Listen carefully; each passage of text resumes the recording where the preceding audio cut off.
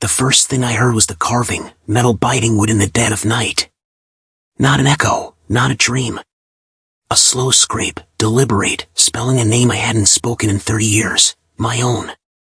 I'd driven 12 hours to reach Pine Hollow, a town most GPS maps treat like a rumor. My Ford groaned over cracked asphalt, headlights slicing through mist that smelled of wet iron and autumn rot.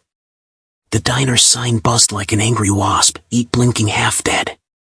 Inside, the coffee tasted of burnt pennies, the waitress of lost patience. Outside, a freight train moaned a mile away, the sound carrying like a warning. I came because my editor begged for a hometown exposé, but truth be told, I came because no place lets you forget like Pine Hollow, especially when you don't want to remember. The morning after I arrived, Sheriff Leland knocked on my motel door. His beard had gone white since high school, but his eyes were still storm gray. "You hear it last night?" he asked. I said nothing. "Names," he muttered, jaw tight. "More names on the Oaks by Miller Creek. Kid's been gone 40 years, and the trees keep talking." We hiked to the clearing. Frosted grass, breath like smoke. The trees stood in a crooked ring, bark gouged with neat block letters. 7 names.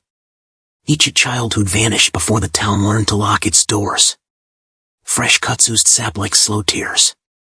The last name chilled me. Ben Turner. My childhood friend. Missing since '89.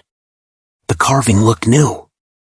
Behind me, something rustled, too heavy for a squirrel, too soft for a man. When I spun, nothing. Only pine needles whispering secrets.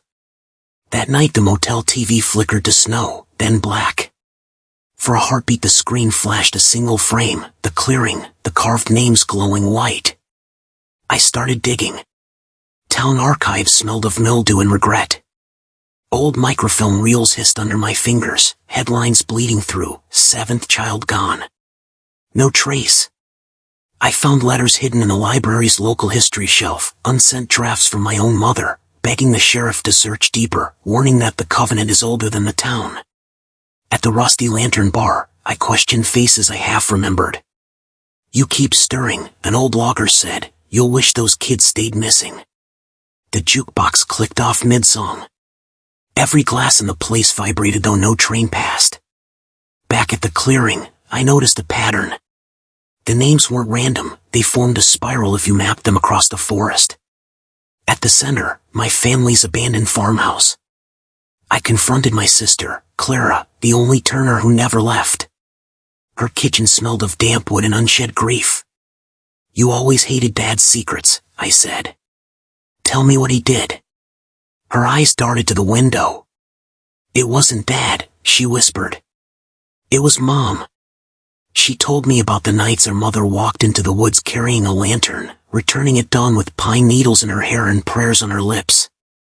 About an old pact to keep the town fed, words their meaning swallowed by decades of silence. "You were meant to stay away," Clara said. "The trees remember promises." Near midnight I returned to the farmhouse. Moonlight silvered the sagging porch. Inside, dust swirled like restless spirits. In the cellar, a lantern burned, fresh oil, steady flame. "Mom?" My voice cracked.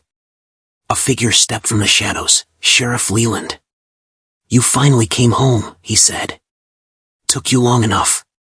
He explained in a voice as calm as winter rain. The children hadn't been murdered. They'd been offered a covenant with something older than Pine Hollow, something that demanded names carved in living wood so the forest would keep the rest of us safe. "Your mother led it," he said. "And when she died, it passed to you." The lantern flared, throwing our shadows across the stone walls. Behind Leland, the pine beams groaned like they were breathing. I backed toward the stairs. "I don't believe in bargains," I said. The house shuddered. Outside, 1,000 needles hissed. From the clearing came that same metallic scrape, carving. I ran into the woods. The oaks waited, names gleaming like fresh scars. A new line etched itself as I watched, Clara Turner. Dawn found me on the highway, fingers cramped around the wheel, Pine Hollow shrinking in the rear view. Sheriff Leland was nowhere to be found. Neither was Clara. I called every number I knew. Her phone rang once, then silence. I told myself to turn back, to fight whatever ancient madness held that town. Instead I drove. Maybe I'm a coward. Maybe survival is just another word for guilt. Last night, 3 states away, I stopped for gas. The attendant pointed to the lone oak beside the pump. Fresh letters gleamed in the bark, still wet with sap. My name. And beneath it, one word I'll never outrun: return.